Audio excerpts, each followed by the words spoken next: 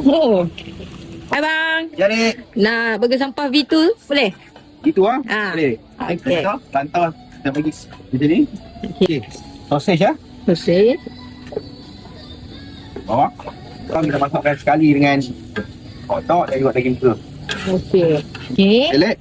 Okey. Bawang sikit. Okey. Goreng kita boleh ikan bilis ni. Oh, ikan bilis Boleh goreng. Okey. Sini.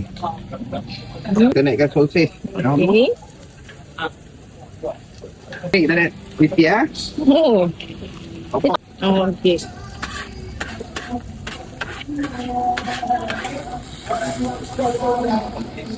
Lagi burger. Okey. Sosis. Okey, dulu tadi ya.